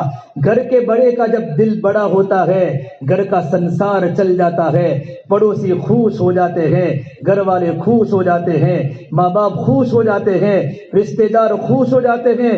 اے محمد صلی اللہ علیہ وسلم برداشت کرنا پڑے گا، تو بچا بچا کے نہ رکھ اسے، تیرا آئینہ ہے وہ آئینہ، عزیز ہو تو شکست تر نگاہ آئینہ ساز میں۔ بلکہ میرے نبی تو گالی بولنے والے کو کہہ دے ادھر آ ستمگر، ہنر آزمائے تو تیر آزما، ہم جگر آزمائے۔ اے میرے آقا صلی اللہ علیہ وسلم آپ کا کام ہے برداشت کرنا، صبر کرنا، صبر کرنا۔ تو میرے بھائی امت جو بنتی ہے وہ صبر سے بنتی ہے، اور میرے نبی نے خوب صبر کیا ہے اور اپنی امت کو صبر کی تعلیم دی ہے۔ وَاصْبِرْ وَمَا صَبْرُكَ إِلَّا بِاللَّهِ وَلَا تَحْزَنْ عَلَيْهِمْ وَلَا تَكُ فِي ضَيْقٍ مِّمَّا يَمْكُرُونَ إِنَّ اللَّهَ مَعَ الَّذِينَ اتَّقَوْا وَالَّذِينَ هُمْ مُحْسِنُونَ۔ میرا اللہ کتنے پیارے انداز میں نبی کو سمجھا رہا ہے، نبی تو صبر کر، اپنے دل کو تنگ مت کر، ان لوگوں کی مکاری کی وجہ سے اللہ تو متقین کے ساتھ ہے، اللہ محسنین کے ساتھ ہے۔ اسے میرے بھائیوں مولانا شیخ الہند نے فرمایا میں پہلی بار جو جیل کی کوٹڑی میں سیکھ کر آیا وہ پہلا سبق، اگر امت دنیا کے اندر بھی نجات چاہتی ہے اور آخرت کے اندر بھی نجات چاہتی ہے، آپس میں متحد رہیں، بھائی بھائی مل کے رہیں، ہمارا معاشرہ پاکیزہ بنے، چھوٹی چھوٹی باتوں پر جھگڑے گھروں میں نہ ہو جائے۔ دیکھو جھگڑا تو ہوتا ہے، غصہ بھی آتا ہے، لیکن غصے کو پینا اصل ہے، غصے کو پینا اصل ہے۔ میرے نبی نے فرمایا لیس الشدید بالسرعہ انما الشدید الذی یملک نفسہ عند الغضب۔ پہلوان وہ نہیں ہے جو غصے کے وقت کسی انسان کو پچھاڑ دے، بلکہ پہلوان تو ہے جو غصے کے وقت اپنے آپ پر قابو رکھے۔ نشہ چڑھا کے گرانا تو سب کو ہی آتا ہے، کمال تو ہے کہ گرے ہوئے کو اٹھا لے ساقی۔ اسے بھائیوں اگر معاشرے کو مضبوط بنانا ہے تو زندگی میں صبر کرنا بنے گا۔ چھوٹی چھوٹی باتوں پر جھگڑنے والے وہ انسان کبھی آگے کی منزل کو پا نہیں سکتے، معاشرے میں ان کا کوئی مقام نہیں رہتا۔ جو چھوٹی چھوٹی باتوں پر جھگڑا کرتے ہیں، اپنے دل میں کینہ کو پالتے ہیں، اپنے دل میں ڈاک کو پالتے ہیں۔ اس سے میرے بھائی سب سے پہلی بنیادی بات ہمارا آپس کا اتحاد و اتفاق ہو۔ اور دوسری بات فرمائی اگر امت دنیا میں نجات چاہتی ہے اور آخرت میں نجات چاہتی ہے تو میں نے جیل کی کوٹڑیوں کی اندھیروں میں سبق سیکھا ہے کہ قرآن کریم کی تعلیم کو دنیا میں زندہ کیا جائے، لفظاً بھی زندہ کیا جائے اور معنن بھی زندہ کیا جائے۔ لفظاً کا مطلب ہے مکاتیب کا جال بچھایا جائے، مکاتیب کی تعلیم فرض عین ہے، بچوں کے عقیدے کو ٹھیک کرنا ہماری ذمہ داری ہے، جگہ جگہ پر مکاتب کی تعلیم کو مضبوط کیا جائے۔ حاجی امداد اللہ مہاجر مکی رحمۃ اللہ علیہ ہمارے بزرگوں میں ہے، بڑے علماء میں ہیں، جن کی قبر جنت المعلی مکہ کے قبرستان میں ہے۔ وہ فرماتے ہیں اللہ نے مجھ سے بڑے بڑے خیر کے کام لیے ہیں، لیکن اللہ نے مجھ سے ایک بہت بڑا کام لیا ہے، جس عمل پر مجھے رب العالمین سے امید ہے میرا اللہ میری مغفرت کر دے گا۔ تو ان کے شاگردوں نے کہا حضرت وہ کون سا عمل ہے؟ کہ میں نے ہندوستان میں جو مکاتب کے جو میں نے جال بچھائی ہے کہ مسلمانوں کے بچے اپنے عقیدے کو صحیح کر رہے ہیں، مسلمانوں کے بچے اللہ کا کلام پڑھ رہے ہیں، اور مسلمانوں کے بچے اللہ کے نبی صلی اللہ تبارک و تعالی علیہ وسلم کی زندگی کو اپنا رہے ہیں۔ اس عمل پر مجھے رب العالمین سے امید ہے اللہ پاک میری مغفرت کر لے گا۔ اسے میرے بھائیو قرآن کریم کی تعلیم کو زندہ کیا جائے، گھر میں قرآن کریم پڑھا جا رہا ہو۔ ایک تو مکتب کے بچے قرآن کریم پڑھتے ہیں، لیکن جب بچے ہمارے گھر پر آوے تو ہم بچوں کا سبق سنیں، ماں باپ کی ذمہ داری ہے۔ اپنے بچوں کو پوچھے بیٹا تو کیا یاد کر کے آیا ہے، استاد نے تجھے کیا پڑھایا ہے، کتنے ماں باپ کو قرآن کریم یاد نہیں تھا، لیکن گھر پر بچوں کا سبق سنتے سنتے قرآن کریم یاد کرنے والے بن گئے، اور ماں باپ کو قرآن کریم کی یاد کرنے کی طلب پیدا ہو گئی، اور قرآن کریم ان کی زندگی کے اندر آ چکا۔ جس طرح اساتذہ کی محنت مدرسے میں ہوتی ہے، ماں باپ کی ذمہ داری ہے اپنے بچوں کی تعلیم کو صحیح کرنا۔ میرے بھائیوں، ایک بات کان کھول کے مجھے اور آپ کو سن لینی چاہیے، ابھی کے جو حالات، ان حالات میں ہمارے بچوں کے عقائد کو اور ہمارے بچوں کے ایمان کو مضبوط کرنا بہت ضروری ہے۔ کچھ زمانے میں ہندوستان کی یو پی کی حکومت نے یہ قانون لاگو کیا تھا کہ جو ان کی ہے علم کی دیوی، جس کو سرسوتی دیوی کہتے ہیں، انہوں نے قانون لاگو کیا تھا کہ ہماری اسکول میں جو بھی بچہ آئے گا اس دیوی کے سامنے ہاتھ جوڑے گا، اور ہاتھ جوڑنے کے بعد اسکول میں اس کی انٹری ہوگی۔ یہ قانون یو پی کی حکومت نے لاگو کیا تھا۔ اس وقت تک یہ بہت بڑے بیدار عالم دین حضرت مولانا ابو الحسن علی ندوی رحمۃ اللہ علیہ نے قوم کو جھنجھوڑ کر کے بات فرمائی تھی کانفرنس میں، مسلمانوں اگر تم نے اپنے بچوں کو اگر اسکولوں میں بھیجا، اگر یہ قانون پاس ہو گیا تو سن لو ہمارے بچوں کا ایمان اور ہمارے بچوں کا مستقبل خطرے میں ہے۔ اور حکومت کو چیلنج کیا، اگر یہ قانون کا بل پاس ہوا، ہمارے بچے اسکول کی تعلیم کے بغیر تو رہ سکتے ہیں، لیکن ہمارے بچے تمہاری اسکولوں میں کبھی قدم نہیں رکھیں گے۔ ایسے وقت میں مکاتب کی تعلیم کی کتنی ضرورت ہے۔ کہتے ہیں نا گھر کی مرغی گھر کے دال کے برابر ہے۔ اللہ مجھے اور آپ کو معاف فرماوے، کبھی تو ہم نے مدرسے میں جا کر استادوں کے پاس بیٹھے، استاد صاحب میرے بچے کا کیا حالت ہے، میرا بچہ کیا پڑھتا ہے، بلکہ بہت سارے والیوں کو یہ بھی پتہ نہیں ہوتا میرے بچے کو کون پڑھاتا ہے اور میرا بچہ کیا پڑھتا ہے۔ چھٹی لینی ہو تو استاد سے رابطہ کرتے ہیں، مدرسے میں جاتے ہیں۔ اس کے علاوہ کبھی ہم نے اپنے بچے کا خیال کیا، نہ کبھی مدرس حضرات کا ہم نے خیال کیا۔ یہ علم کی بھی ناقدری ہے اور مکتب کی تعلیم کی بھی ناقدری ہے۔ بچوں کا ایمان ٹھیک کرنا کتنا ضروری ہے۔ اتنے بڑے پیغمبر یعقوب علیہ السلام اللہ تبارک و تعالیٰ کے نبی ہیں، نبی کے بیٹے ہیں، نبی کے پوتے ہیں، قریب ابن قریب ابن قریب ابن قریب، ابراہیم علیہ السلام کے بیٹے اسحاق علیہ السلام کے بیٹے حضرت یعقوب علیہ السلام، ابا بھی نبی ہیں، چچا اسماعیل بھی نبی ہیں۔ اتنے بڑے نبی، ان کے 12 بیٹے ہیں۔ دنیا سے جانے کا وقت آیا، اپنی اولادوں کو جمع کر کے بچوں کے ایمان کی فکر ہے۔ ام کنتم شہداء، اللہ نے قرآن کریم اس واقعے کو بیان کر کے اللہ پاک اپنے بندوں کو جگانا چاہتے ہیں۔ خاندان نبوت کا چشم و چراغ، وہ جن اولادوں کی نبوت کے خاندان میں نشو نما ہوئی ہو، تربیت ہوئی ہو، ان کے عقائد کتنے مضبوط ہوں گے، ان کا ایمان کتنا مضبوط ہوگا، ان کے دل میں کتنا اللہ کا تعلق ہوگا۔ ان کا ابا نبی جو قوم کی فکر کرتا ہوگا، اپنی اولاد کی تربیت نہیں کی ہوگی، تبھی یعقوب علیہ السلام کو دنیا سے جاتے وقت اپنی اولاد کی ایمان کی فکر ہے۔ ام کنتم شہداء اذ حضر یعقوب الموت اذ قال لبنیہ ما تعبدون من بعدی، کہ میرے بیٹوں میرے دنیا سے جانے کے بعد تم کس کی عبادت کرو گے۔ یعقوب علیہ السلام بیٹوں کو فرما رہے ہیں، اس میں ایک بیٹا تو یوسف علیہ السلام اللہ تعالیٰ کے نبی اور پیغمبر ہے۔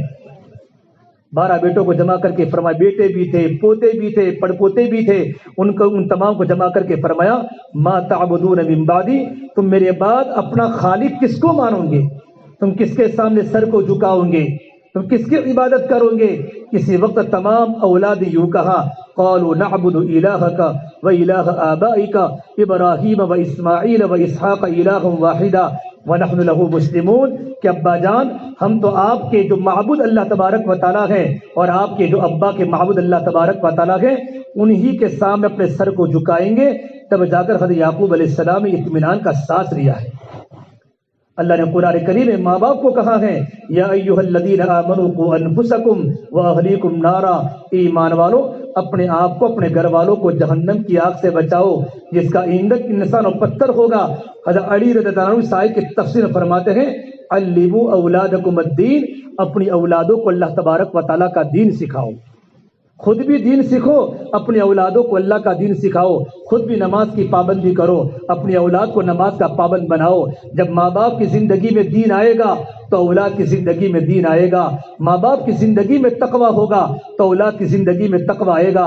مولانا علی بن ندوی رحمۃ اللہ فرمایا کرتے تھے، جب میں چھوٹا سا بچہ تھا میرے گھر میں میرے ابو اللہ کے پیارے ہو چکے، میری ماں بڑی دیندار تھی، تقوی والی تھی، راتوں کو رونے والی تھی۔ جب رات کا وقت ہوتا تھا تو میں اپنی ماں کی آہیں سن کر میں اڑ جاتا تھا۔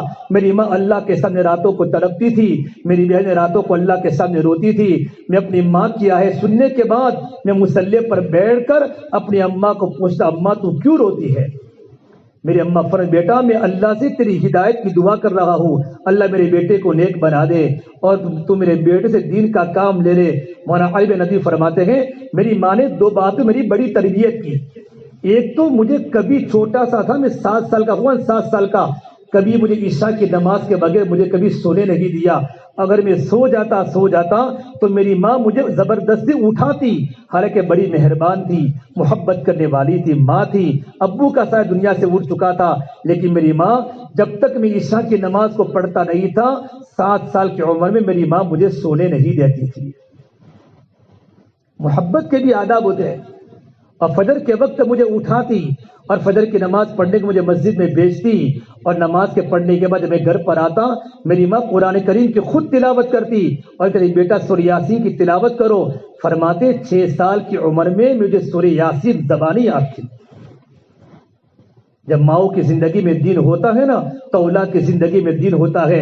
علماء نے لکھا ہے، اگر ماں کی زندگی میں تقوی ہوگا، اگر ماں اپنے بچے کو دودھ پلاتی ہے، اگر ماں کی زندگی میں تقوی ہوتا ہے اور ماں راتوں کو رونے والی ہوتی ہے، وہی ماں جب اپنے بچے کو دودھ پلاتی ہے تو خالی اپنے بچے کو دودھ نہیں پلاتی، بلکہ دودھ کے پلانے کے ساتھ ساتھ ماں کی نیکی کا اثر، ماں کے راتوں کے رونے کا اثر اور ماں کے تقوی کا اثر اولاد کی زندگی میں منتقل ہوتا ہے اور اولاد کا دل نورانی بنتا ہے۔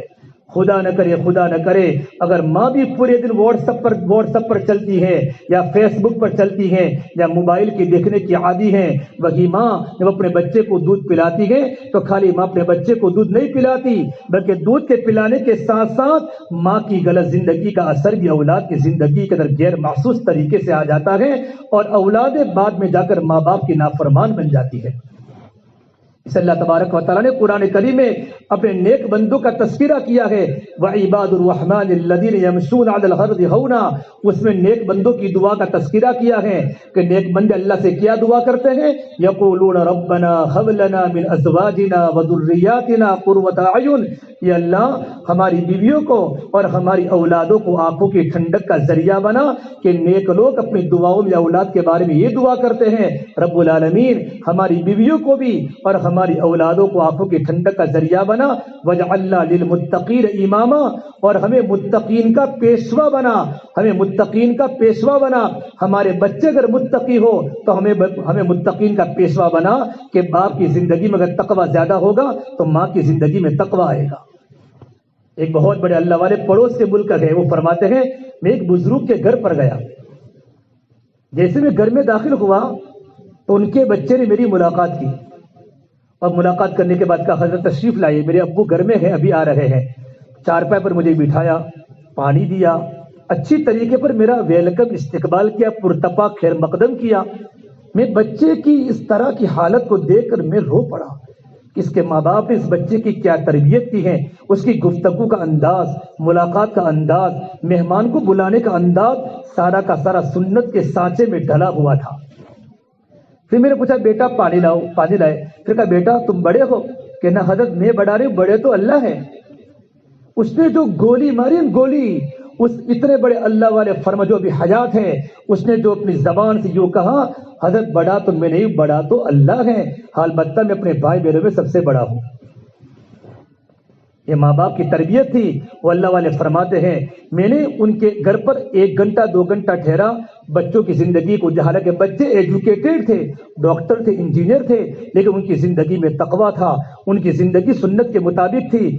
جب میرا جانے کا وقت ہوا تو میں نے میزبان سے کہا میزبان صاحب تمہارے گھر پر آنے کے بعد مجھے بہت بڑا زندگی کا سبق ملا ہے، میں نے تمہارے بچوں کو دیکھ کر مجھے اللہ کے نبی کی سنتوں کی قدر میری زندگی میں آئی ہے کہ وہ بچے سنتوں کے کتنے پابند ہیں۔ اللہ کے نبی صلی اللہ تبارک و تعالیٰ علیہ وسلم کی زندگیاں ہماری زندگیاں بن جائے، نبی والا غم ہمارا غم بن جائے۔ علامہ اقبال نے روتے روتے کہا ہے، کسی غم گسار کی محنتوں کا میں نے عجیب صلہ دیا، جسے میرے غم نے گلا دیا اسے میں نے جی سے بھلا دیا۔ میں تیرے مزار کی جالیوں کی محنتوں میں لگا رہا، تیرے دشمنوں نے تیرے چمن میں خزاں کا جال بچھا دیا۔ میرے بھائیو، اللہ کے نبی صلی اللہ تبارک و تعالیٰ علیہ وسلم اس امت کے لیے کیا کچھ قربان کر کے نہیں گئے؟ ہم نے اللہ کے نبی کی زندگی کو میں نے اور آپ نے بھلا دیا۔ ہمارے بچے اللہ کے نبی کی زندگی کو بھول گئے۔ چمن کے تخت پر جس دم شہ گل کا تجمل تھا، ہزاروں بلبلوں کی فوج تھی، ایک شور تھا گل تھا، جب آئے دن خزاں کے کچھ نتا جوز خار گلشن میں، بنا تھا باغبا رو رو، یہاں گنچا یہاں گل تھا۔ میری اور آپ کی حالت اس چمن کے مالی کی طرح ہو چکی ہے کہ چمن کا مالی گھر میں جا کے سو گیا ہے اور پورا چمن سوکھ گیا ہے۔ چمن کے پھول کوئی چورا کے لے گیا، چمن کے پھل کوئی توڑ کے لے گیا، چمن کا باغبا سو رہا ہے۔ ہمیں پتہ نہیں ہماری اولادیں کہاں جا رہی ہے، ہمارے بچے کہاں جا رہے ہیں، ہماری بچی کی سہیلیاں کون ہیں۔ ہماری بچیاں ایکٹیوا چلاتی ہیں، ہماری بچیاں گاڑیاں چلاتی ہیں۔ کبھی ہم نے سنا بھی نہ تھا کیا مسلمان اور مومن برادری کی خاص بچی کبھی سائیکل چلاتی ہو۔ یہ معاشرہ کہاں جا کے رکے گا؟ اگر ہم نے بچوں کو اگر کور نہیں کیا، ادھر ادھر کی بات نہ کر، بتا قافلہ کیوں لوٹا، مجھے رہزنوں سے گلا نہیں، تیری رہبری کا سوال ہے۔ ہم اپنی اولاد کے رہبر ہیں، اگر ہم نے اولادوں کی قدر نہ کی، باپ رات کو 2-2 بجے تک دکانوں پر بیٹھتا ہے، اسے پتہ نہیں بچی کب سوتی ہے، بچہ کب سوتا ہے۔ بھائیو، اپنی اولادوں کو ٹائم دو، اپنے اولادوں کو ٹائم دو۔ اولادوں کو لے کر بیٹھو گے، اولادوں سے بات کرو گے تو پتہ چلے گا اولاد کی فکریں کیا ہیں۔ اولاد جب ہم سے بات کرے گی تو پتہ چلے گا بچہ اسکول میں جاتا ہے، بچہ دوستوں کی محفل میں بیٹھتا ہے، کیا اس کی فکر تو نہیں بدل گئی، اس کی زبان کے بول تو نہیں بدل گئے۔ چھوٹے چھوٹے بچے برتھ ڈے مناتے ہیں، ماں کو بھی پتا ہے، باپ کو بھی پتا ہے۔ چھوٹی چھوٹی بچیاں پارٹیاں کرتی ہیں، کیا سب کو پتا نہیں ہے؟ یہ چھوٹی بچی کی پارٹی کرنا، چھوٹی چھوٹی بچوں کا گھروں میں جمع ہونا، یہ مصیبت کہاں جا کے کھڑی ہو جائے گی۔ ہمارے بچے کیک کاٹتے ہیں، امی مجھے پیسے دو، آج میری فرینڈ کا برتھ ڈے تھا، آج میری سہیلی کا برتھ ڈے تھا۔ یہ سارا معاشرہ ہمارے گھر میں برباد ہو رہا ہے، نبی کی سنتوں کا جنازہ مٹایا جا رہا ہے۔ جس نبی کو یہودیوں نے میرے نبی کو تکلیف پہنچائی، میرے نبی کے جگر کے ٹکڑے کرنے کے در پہ تھے، ان کے طریقے مجھے اور آپ کو پسند ہے، میرے نبی کی زندگی ہم بھول گئے۔ ادھر ادھر کی بات نہ کر، بتا قافلہ کیوں لوٹا، مجھے رہزنوں سے گلا نہیں، تیری رہبری کا سوال ہے۔ اولاد کو دیندار بنانے کے پہلے ماں باپ کو دیندار بننا پڑے گا، ماں باپ کو دیندار پڑے گا۔ ماں باپ اپنے اولادوں کو ٹائم دے، بچوں کے پاس بیٹھے، بچوں کے خیالات کے بارے میں سوچے۔ وہ اللہ والے فرماتے ہیں، تو فرمایا میرے 3 چیزیں اپنے گھر میں شروع کی ہیں، جس کی بنیاد پر میرے بچوں کی زندگی الحمدللہ سنت کے مطابق ہے، اور میرے بچوں کے رگ رگ میں اللہ کی محبت ہے، اللہ کا عشق ہے۔ پہلی بات فرمائی، اللہ کی قسم میں نے اپنے بچوں کو شک والا لقمہ بھی نہیں کھلایا، حرام لقمہ تو درکنار، میں نے اپنے بچوں کو شک والا لقمہ بھی نہیں کھلایا۔ دیکھو لقمے کا اثر زندگی پر پڑتا ہے۔ حضرت اللہ صاحب فرماتے تھے، لقمہ سمندر ہے تو خیالات موتی ہے، جیسا لقمہ ہوگا ویسے خیالات بنیں گے۔ لقمہ حلال کا ہے تو خیالات پاکیزہ بنیں گے، آنکھوں کا دیکھنا صحیح ہوگا، زبان کے بول صحیح ہوں گے، کانوں کا سننا صحیح ہوگا، ہمارا پورا وجود اللہ تعالیٰ کی فرما برداری میں چلا جائے گا۔ اگر لقمہ شک والا ہے، لقمہ حرام کا ہے، چٹنی روٹی پر صبر کر لینا، دھوکے کا مت کھلانا، جھوٹ کا مت کھلانا، رشوت کا مت کھلانا، حرام کا مت کھلانا۔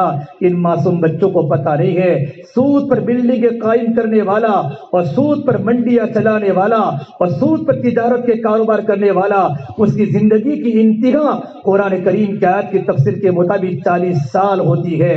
40 سال کے بعد وہ ٹھپ ہو جاتا ہے، اس کا گھر ویران ہو جاتا ہے، وہ برباد ہو جاتا ہے۔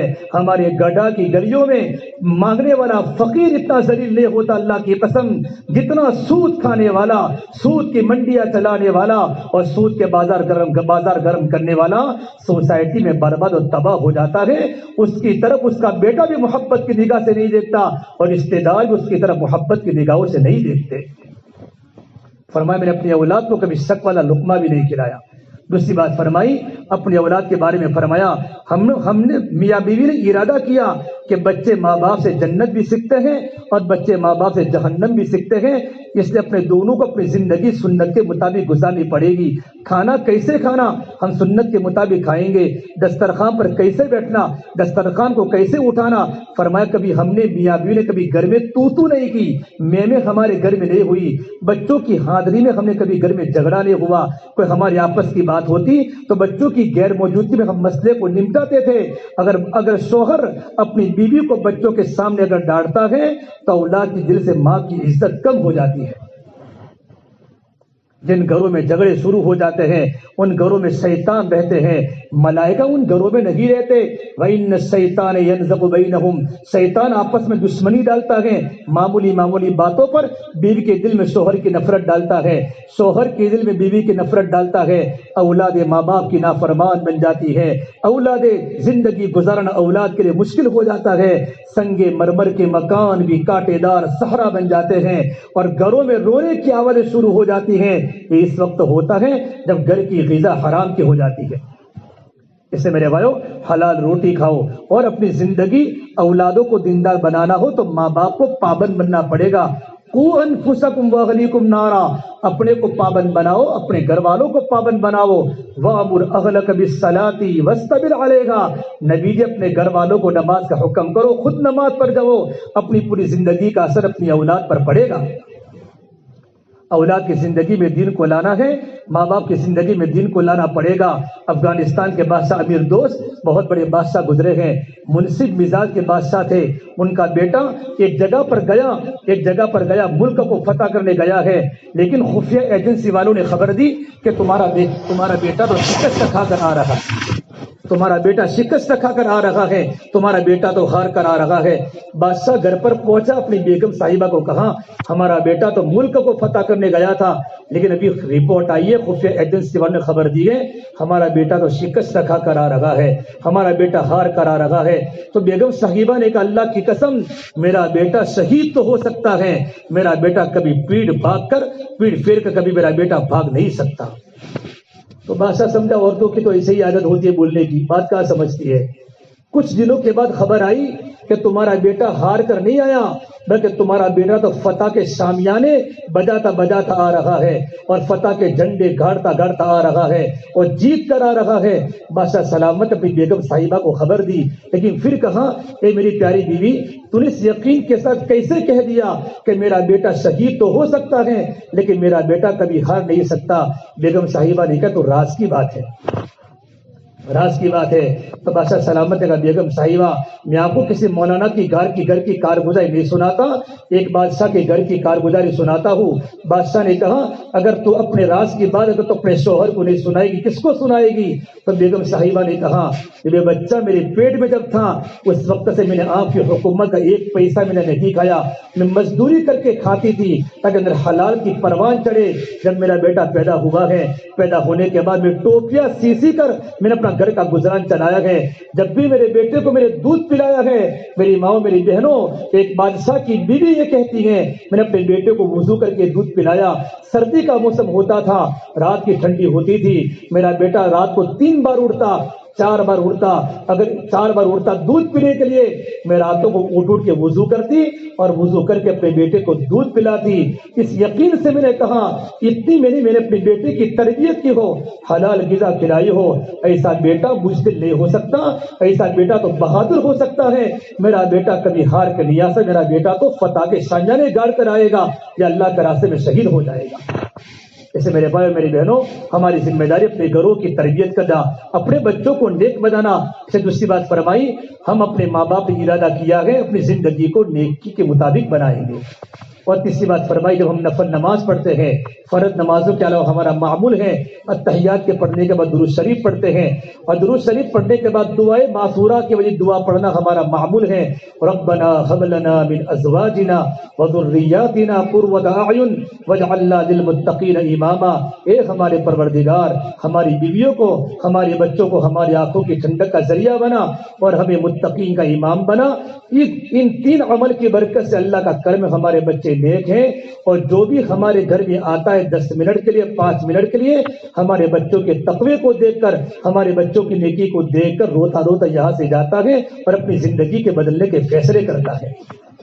میرے بھائیو، آج ہمارے مدرسے کا جلسہ ہوا ہے، رات بہت لمبی ہو چکی ہے، آپ کب سے گرمی کے موسم میں بیٹھے ہوئے ہیں، اللہ پاک آپ کے بیٹھنے کو قبول فرماوے کہ ہماری بچیاں جو آج بیٹھی ہوئی ہیں، آج ان کو انعام ملا ہے، آج ان کو جتنا بھی انعام ملا ہو آپ نے دیا ہو، اللہ آپ کے رزق میں برکت دے، اللہ آپ کی عمر میں برکت دے، اللہ آپ کو عافیت والی برکت والی روزی عطا فرماوے۔ لیکن ہم ہمیشہ ہمارا کام مدرسہ ترقی پر کیسے آوے، علماء ہمارے ترقی پر کیسے آوے، دیکھو جس بستی میں مکاتب کی قدر ہوتی ہے اللہ اس بستی والوں کے رزق کے دروازے کھول دیتا ہے۔ اس سے ہمیں قرآن سے محبت ہو، اللہ سے محبت ہو، اور ہمارے یہاں کے نوجوان بڑے مبارک خوش نصیب ہیں، بڑی ان کی حوصلہ افزائی کی ضرورت ہے۔ یہاں کے نوجوان مر مٹنے والے ہیں۔ جب بھی بستی مولانا نے فرمایا جب بھی ہمارے گاؤں کا کوئی کام ہوتا ہے نوجوان اپنی دنیا کے کاموں کو چھوڑ کر کے دین کی خدمت کے لیے تیار ہو جاتے ہیں، مدرسے کے کام کے لیے تیار ہو جاتے ہیں۔ آپ لوگ بڑے مبارک ہو، اللہ آپ کی جوانی کو قبول فرماوے، اللہ کی عمر میں برکت عطا فرماوے۔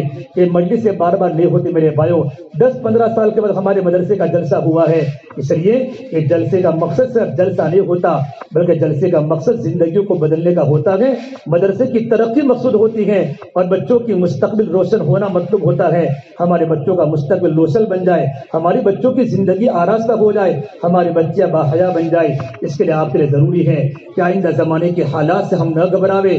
ہمارے پاس اللہ کی بڑی طاقت ہے، ہمارے پاس قرآن کی بڑی طاقت ہے، اور قرآن نے ہمیں یوں کہا ہے لا تحزنوا لا تخافوا وانتم الاعلون ان کنتم مؤمنین۔ صرف اپنے ایمان کو مضبوط کرنے کی ضرورت ہے، اور اللہ نے قرآن کریم میں کہا ہے ہماری ذمہ داری کی ایمان والوں کی مدد کرنا، وکان حقا علینا نصر المؤمنین، مومنین کی مدد کرنا ہماری ذمہ داری ہے۔ اپنے ایمان کو مضبوط کرے اور میرے بھائی اپنی خلوتوں کو ٹھیک کرے، رات کے اندھیروں میں گناہوں سے بچاوے۔ اب آپ نے سنا مکالمہ جج صاحب کا جو آپ نے سنا عدالت والا، اور موبائل کے جو فسادات کتنے بہترین شکل میں انداز میں سنائے۔ ایک موبائل والا آیا اور ایک وائی فائی والا آیا، ایک خلاصہ کیا تھا کہ ہمارے بچے موبائل کے شکار ہو چکے ہیں، یہاں تک پہنچ چکے ہیں اچھے اچھے گھرانوں کے نوجوان لڑکے بستروں پر گناہ کر رہے ہیں، ہماری بچیاں بستروں پر گناہ کر رہی ہیں۔ میرے نبی نے فرمایا، اور گناہ کرتے کرتے اولادیں ماں باپ کی نافرمان ہو چکی ہیں۔ میرے نبی نے فرمایا جب تم اپنی گلیوں میں سے لڑکیوں کو دیکھو، ایک صحابی نے پوچھا اللہ کے نبی قیامت کب آئے گی؟ تو میرے نبی نے فرمایا مجھے قیامت کا کوئی پتہ نہیں ہے۔ پھر پوچھا اللہ کے نبی قیامت کی کوئی نشانی بتا دیجئے، تو فرمایا ان تلد الامۃ ربتها، جب گھر کی نوجوان بچیاں ماں کو نوکرانی سمجھے، اپنی خواہشات کو پوری کرنے کے لیے ماں کے سامنے ہو جاوے، تو قیامت کا انتظار کرو۔ بچیوں کو موبائل کی بچیوں کو کوئی ضرورت نہیں ہے، اللہ کے واسطے محبت کے حدود ہوتے ہیں، بچوں سے محبت کرو۔ اللہ کے نبی صلی اللہ تبارک و تعالی علیہ وسلم کو اپنی بیٹی فاطمہ سے کتنی محبت تھی، فرماتے فاطمہ میرے جگر کا ٹکڑا ہے، جس نے میری بیٹی فاطمہ سے محبت کی اس نے مجھ سے محبت کی، اور جس نے مجھ سے محبت کی وہ میرے ساتھ جنت میں داخل ہوگا۔ آبتا اکرام بیٹی کا فرماتے تھے۔ آخری بات کہہ رہا ہوں میری بہنوں کہ اللہ کے نبی کی بیٹی فاطمہ جب گھر پر آتی، گھر پر سامنے مکان تھا، جب گھر پر آتی آپ صلی اللہ تبارک و تعالی علیہ وسلم آپ اپنی بیٹی کی ملاقات کے لیے کھڑے ہو جاتے، دروازہ کھولتے، اپنی بیٹی کا بایاں ہاتھ پکڑتے، گھر میں آنے کے بعد تو چیئر ہوتی، کرسی ہوتی یا چارپائی ہوتی، تو اللہ کے نبی اپنی بیٹی کو وہاں بٹھاتے اور پھر اپنی بیٹی کی پیشانی پر بوسہ دیتے، پھر آپ زمین پر تشریف فرما ہوتے۔ میرے نبی نے کہا کریم اولادکم، فاطمہ سے آپ کو بڑی محبت تھی، وہی فاطمہ گھر کی حالت بڑی خراب ہے، گھر کی حالت بڑی نازک ہے، گھر میں کچھ نہیں ہے اور حسن حسین گھر میں بھوکے ہیں۔ علی نے فرمایا بیٹی میری بیوی فاطمہ جب تمہارے ابا کے پاس کچھ بکری آئی ہے تم بکریوں کو لے کر آؤ، تو حسن حسین دودھ پیئیں گے۔ فاطمہ کبھی حضور کے پاس سوال کرنے نہیں گئی ہے، ایک بار جب سوال کرنے گئی اللہ کے نبی صلی اللہ تبارک و تعالی علیہ وسلم آپ نے پوچھا فاطمہ بیٹا کیسے آنا ہوا؟ یا رسول گھر میں بھوک آئی ہے، گھر میں کھانے کے فاقے ہے، حسن حسین کو پینے کے لیے دودھ نہیں ہے، میری چھاتی خشک ہو چکی ہے، اگر آپ کے پاس کچھ کھادی مائے ہو یا بکریاں ہو تو مجھے دے دو تاکہ میری تھوڑی مدد ہو جائے۔ میرے نبی نے فرمایا میری بیٹی فاطمہ اگر تو کہے تو میں تجھے 5 بکریاں دے دوں، 5 بکریاں دے دوں یا تجھے 5 کلمات دے دوں، جو بیٹی کے گھر کے حالات ایسے ہو، میرے آقا صلی اللہ تبارک و تعالیٰ علیہ وسلم اپنی بیٹی کے دل کو دیکھنا چاہتے ہیں، میری بیٹی کے دل میں دنیا کتنی ہے اور دل کتنا ہے۔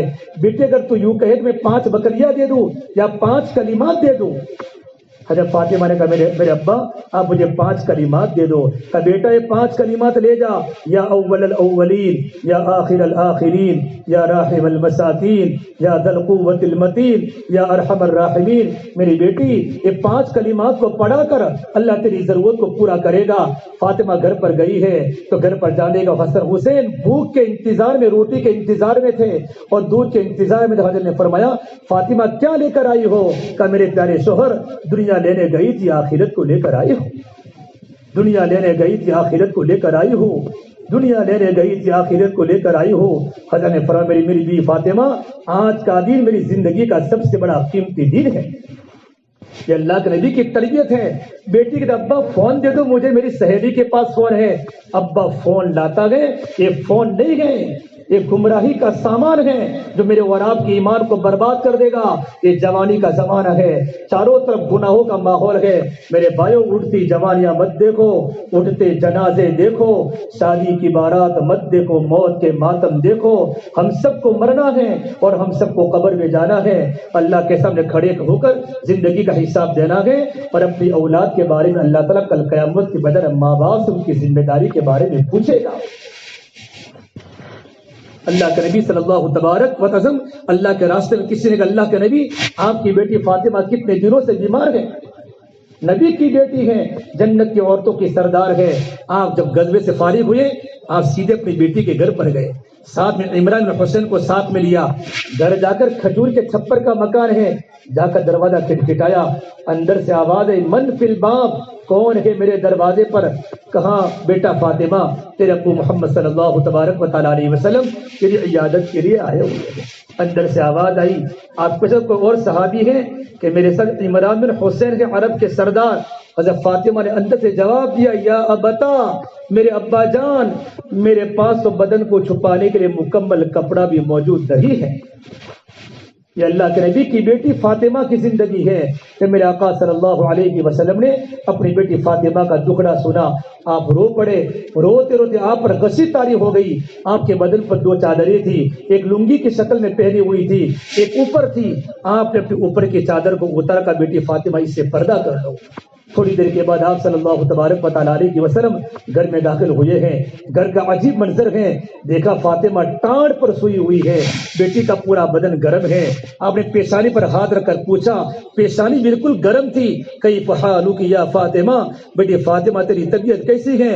حضرت فاطمہ نے روتے ہوتے جواب دیا، ابا جان 7 دن ہو چکے ہیں آپ کی بیٹی فاطمہ کو روٹی کا ٹکڑا کھانے کو نہیں ملا۔ جس نبی کی بیٹی جنت کی عورتوں کی سردار ہو اس کو 7 دن تک کھانے کا لقمہ نہ ملا ہو۔ میرے آقا صلی اللہ تبارک و تعالیٰ علیہ وسلم اپنی بیٹی فاطمہ کو دیکھ کر آپ کی آنکھوں میں آنسو آ گئے۔ حضرت فاطمہ میں نے نبی کے مونڈے پر سر رکھ کر رونا شروع کر دیا۔ آپ نے کہا لا تبکی یا فاطمہ، بیٹی فاطمہ مت رو، والذی بعث اباک بالحق ما ذقت من 3 ایام فواقا، میری بیٹی فاطمہ اس ذات کی قسم جس کے قبض محمد عربی کی جان ہے، بیٹا 3 دن ہو چکے ہیں تیرے ابا محمد صلی اللہ علیہ وسلم کی روٹی کا لقمہ بھی چکھنے کو نہیں ملا۔ بھائی دنیا تو چند دن کا سامان ہے، ایک کتنا بڑا مجمع بیٹھا ہے۔ سال گزشتہ سال رمضان میں کتنے لوگ قبروں کے حوالے ہو گئے، کتنے جوان قبروں کے حوالے ہو گئے، کتنے بوڑھے ماں باپ نے اب اپنے جوان بچوں کے جنازوں کے کندھے اٹھائے ہیں، کتنے معصوم بچے ابو کے بغیر رہ گئے اور امی کے بغیر رہ گئے۔ زندگی موت کا کوئی بھروسہ نہیں ہے۔ ارے مٹ جانے والی بھی کوئی سلطنت ہوتی ہے، ڈوب جانے والا بھی کوئی عروج ہوتا ہے۔ جس زندگی کو موت کھا لے وہ بھی کوئی زندگی ہے، جس جوانی کو بوڑھاپا کھا لے وہ بھی کوئی جوانی ہے، جس مال کے فقر کا ڈر ہو وہ بھی کوئی مال ہے، جن عزتوں کے پیچھے ذلتیں ہو وہ بھی کوئی عزتیں ہیں، جن محبتوں کے پیچھے نفرتیں ہو وہ بھی کوئی محبت ہے، جن گھروں کو اجڑ جانا ہو جہاں مکڑیوں کے جالے تن جانے ہو، کل بیت وان طال سلامتها، ارے بڑے بڑے محل جا کر دیکھو تو صحیح، آج وہ کھنڈرات ہیں، ان کو دیکھنے والا کوئی نہیں، ان کو بولنے والا کوئی نہیں۔ میرے بھائیو زندگی کو بدلنے کی ضرورت ہے، توبہ کرو۔ جیسا رمضان ہم نے گزارا ہے، توبہ کر کے رمضان گزارا ہے، اللہ کی فرما برداری میں گزارا ہے، اب ہماری زندگی کا ہمیں پتہ نہیں ہے۔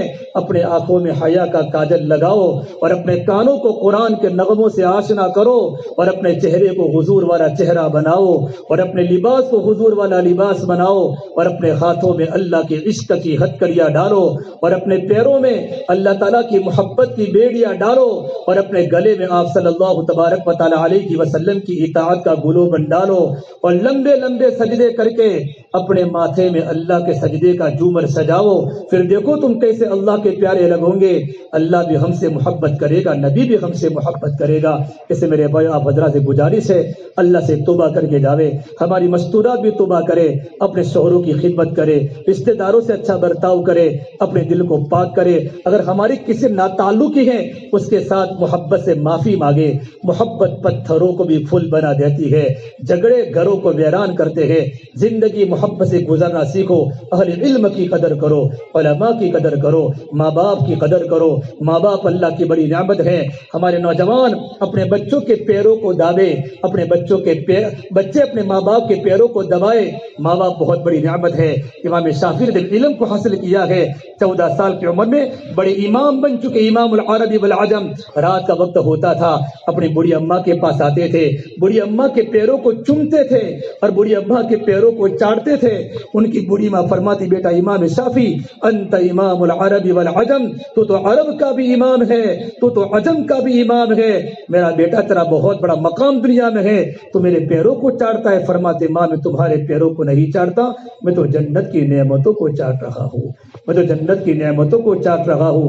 میرے اللہ نے میرے ماں کے پیروں کے لیے جنت بنائی ہے۔ رشتے داروں سے اچھا برتاؤ کرو میرے بھائیوں، یہ جلسہ زندگی کو بدلنے کے لیے آتا ہے۔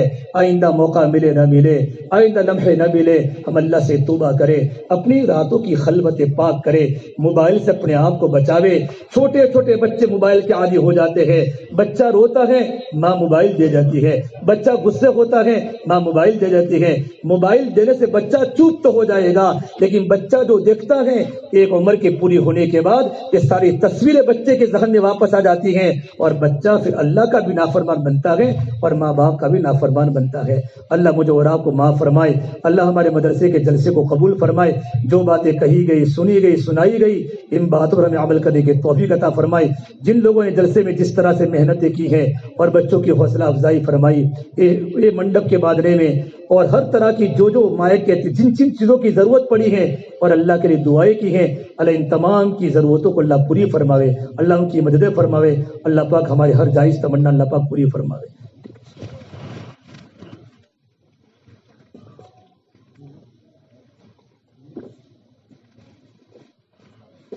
ساتھی میں دعا کر لیں ماشاء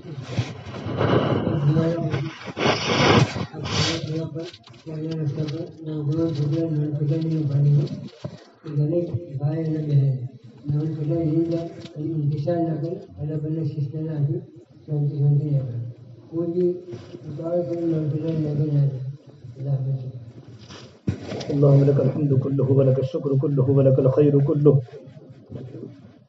وإليه يرجع الأمر كله اللهم صل على سيدنا محمد وعلى آل سيدنا محمد وبارك وسلم ربنا ظلمنا أنفسنا وإن لم تغفر لنا وترحمنا لنكونن من الخاسرين لا إله إلا أنت سبحانك إني كنت من الظالمين ربنا آتنا في الدنيا حسنة وفي الآخرة حسنة وقنا عذاب النار۔ یا اللہ ہمارے گناہوں کو معاف فرما، یا اللہ خطایا سے درگزر فرما، یا اللہ سیئات کو حسنات سے مبدل فرما، یا اللہ تیرا تعلق ہم سب کو نصیب فرما، یا اللہ تیری ذات عالی سے ہونے کا یقین زندگی میں پیدا فرما، یا اللہ تو ہم سے راضی ہو جا، ہمیں اپنے آپ سے راضی فرما لے، یا اللہ تو ہمارا بن جا، تو ہمیں اپنا بنا لے، یا اللہ پوری امت کی پوری مغفرت فرما، امت کی جان کی، مال کی، عزت کی، آبرو کی حفاظت فرما، امت کی پریشانیوں کو دور فرما، امت کے حالات کو درست فرما، اللہ تو امت کی بگڑی بنا دے، اللہ ہماری مغفرت فرما دے، ہم بڑے گنہگار ہیں میرے مولا، ہمارے گناہ تیرے سامنے ہیں۔ رمضان کی ساری عبادتیں تیری بارگاہ میں قبول فرما، کوئی عبادت تجھے بتانے کے قابل نہیں ہے، ریاکار سے بھری ہوئی ہے، لیکن میرے مولا ہم کمزور ہیں۔ اے اللہ جو بھی تو نے کروایا ہے اس کو اپنی بارگاہ میں قبول فرما۔ اے اللہ رمضان کا جو مقصد زندگی میں تقویٰ تھا، ابھی تک ہماری زندگی نہ بدلی، نہ آنکھوں کا دیکھنا بدلا، نہ زبان کے بول بدلے، نہ کانوں کا سننا بدلا، نہ ہماری زندگی میں پردہ آیا، نہ ہماری زندگی میں تیرا تعلق آیا، نہ ہماری زندگی میں سنت شریعت آئی۔ میرے مولا ہمیں معاف فرما دے، ہمیں معاف فرما دے، ہمیں معاف فرما دے۔ اتنا بڑا مجمع تیری بارگاہ میں آیا ہے، اپنی جولی پھیلا کر ہدایت کی بھیک مانگ رہا ہے، ہر ایک کو ہدایت کی دولت سے مالا مال فرما۔ تیری محبت میں، قرآن کی محبت میں جمع ہوا ہے میرے مولا، چھوٹے چھوٹے بچوں نے تیرے گن گائے ہیں، تیری محبت کی باتیں بولی ہیں، ان کے مستقبل کو تابناک بنا، ان کے علم میں عمل میں برکت عطا فرما، ان کے ماں باپ کو، اساتذہ کو قبول فرما، منتظمین کو قبول فرما، ان کی زندگی میں برکت عطا فرما۔ اے اللہ پورا مجمع اجتماعیت کے ساتھ جمع ہوا ہے، کتنی مستورات جمع ہوئی ہے۔ اے اللہ بچوں کے سونے کا وقت ہے، عورتیں تھک تھک کے پورا دن کام کاج کر کے آئی ہے، اللہ تیری دین کی بات کو سننے کے لیے اور اپنے بچوں کو دیکھنے کے لیے۔ ہمارے بچے اللہ کا نام کیسے لیتے ہیں؟ یا مولا گناہ کا کام نہیں ہوا میرے مولا، تیرے بچوں نے تیرے نافرمانی کے بول نہیں بولے، تیرے بندوں نے میرے مولا نافرمانی کے بول نہیں بولے، تیرے ہی گن گائے ہیں، تیری محبت کی باتیں تیرے بندے تیری بندیوں نے بولی ہے۔ یا اللہ ہر ایک کو قبول فرما، ہر ایک کو قبول فرما، ہر ایک کو قبول فرما۔ آپ بڑے ہیں، بڑی طاقت والے ہیں، ہم سب کی مغفرت فرما۔ اللہ تو مدارس اسلامیہ، مکاتب و قرآنیہ، دینی مراکز، خانقاہوں کی، دینی ٹھیوں کی پوری پوری حفاظت فرما، دین کے کام کرنے والوں میں اخلاص، للہیت پیدا فرما، ریا، نام و نمود، شہرت سے ہم سب کی پوری پوری حفاظت فرما، للہیت اخلاص پیدا فرما، ہمارے نیتوں کو درست فرما۔ یا اللہ دین کی محنت کے لیے پورے عالم کے لیے قبول فرما، جگہ جگہ پر مکاتب کو زندہ فرما، مدارس اسلامیہ کی جگہ جگہ پر اے اللہ تو آبیاری فرما، ان کا بقا فرما، ان کا بقا فرما، کام کرنے والوں میں آپس میں اتحاد، اتفاق پیدا فرما، جوڑ پیدا فرما۔ یہ تیری محبت میں پورا مجمع جمع ہوا ہے، آج ہر ایک کی مغفرت فرما۔ اے اللہ ان کے ہاتھوں کے اٹھانے کو تیری بارگاہ میں قبول فرما، اس مدرسے کو خوب ترقی عطا فرما۔ اے اللہ جن بچوں کو، جن لوگوں نے انعام دیا ہے، بچوں کی حوصلہ افزائی قرآن کی محبت میں، ان کے رزق میں خوب برکت عطا فرما، ان کے مال میں خوب برکت عطا فرما۔ یا اللہ گڈھا کے نوجوانوں کو قبول فرما، ان کی جوانی کو دین کی محنت میں لگا دے، یہاں کے جوانوں کو راتوں کو رونے والا بنا۔ یا اللہ بستروں کو چھوڑ کے مصلے پر آ کر تیرے سامنے گڑ گڑا رہے ہو، ان کی آنکھوں میں آنسو آ رہے ہو، تجھے پکار رہے ہو، ان کی زندگی سنت کے مطابق بندگی ہو، شکل و صورتیں پیدا فرما، ہماری مستورات کو قبول فرما، ہماری بچیوں کی عزتوں کی حفاظت فرما، ان کو باپردہ بنا دے میرے مولا۔ چاروں طرف گناہ ہی گناہ ہے، چاروں طرف ظلمت ہی ظلمت ہے، چاروں طرف بے حیائی کا ماحول ہے، ہماری نسلوں کی حفاظت فرما۔ یا اللہ مکتب کی تعلیم بنیادی تعلیم ہے، اس کی عظمت، اس کی قدر ہمارے دلوں میں پیوستہ فرما، گامزن فرما، ہمارے علماء کو قبول فرما، محنت کرنے والوں کو قبول فرما، ہمارے اولادوں کو دین کے راعی، دین کے علم بردار، دین کے مجاہد غازی بنا، ہماری بہترین تربیت فرما۔ یا اللہ ایک دن تیرے پاس آنا ہے، زندگی ایک ایک کر کے جا رہی ہے، ایک ایک دن زندگی کا کم ہو رہا ہے۔ اے مولا اچانک کی موت سے، بغیر وصیت کی موت سے، لا علاج بیماریوں سے ہماری پوری پوری حفاظت فرما، تندرستی عطا فرما، عافیت مقدر فرما۔ میرے مولا جب بھی ہمارا دنیا سے جانے کا وقت ہو، اے اللہ کلمے والی موت زبان پر ہو، حقوق العباد کی مکمل تلافی ہو، کلمہ پڑھتے پڑھتے تیرے راستے کی موت ہمیں نصیب فرما، عبادات میں موت ہماری نصیب فرما۔